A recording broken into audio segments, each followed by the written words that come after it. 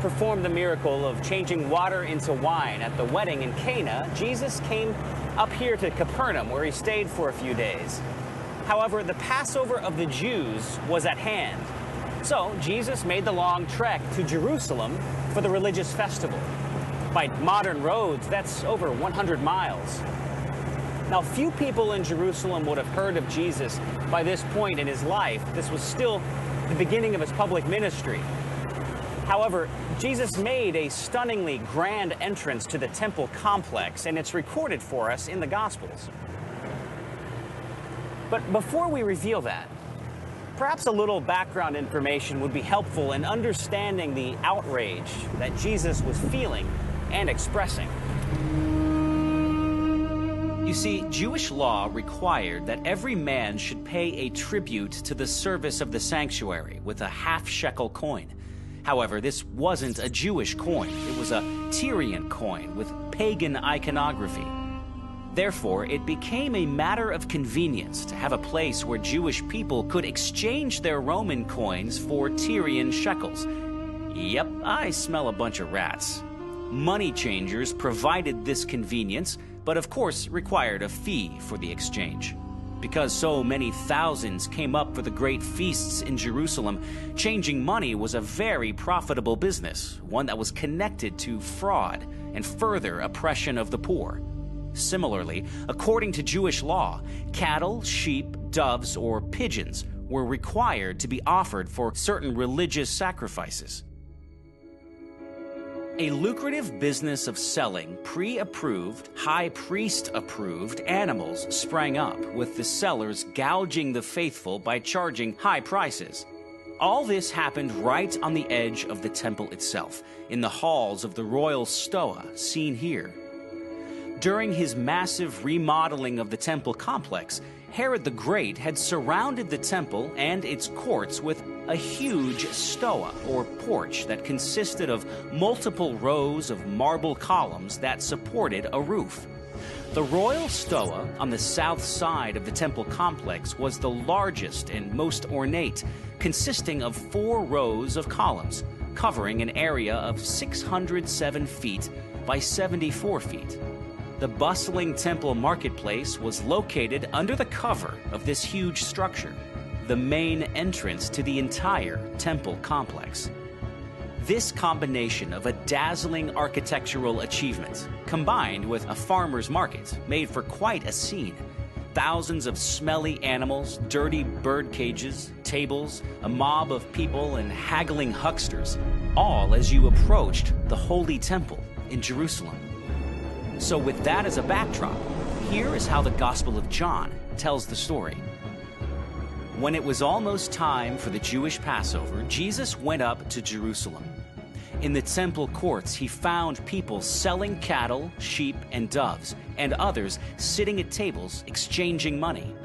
So he made a whip out of cords and drove all from the temple courts, both sheep and cattle. He scattered the coins of the money changers and overturned their tables. To those who sold doves, he said, "Get these out of here. Stop turning my Father's house into a market." John 2:13 through 16.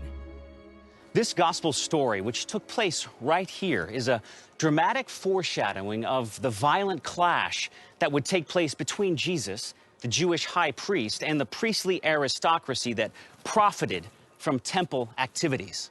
As Jesus walked among the sellers who were preying on the poor and the desperate, Jesus became angry and filled with righteous indignation.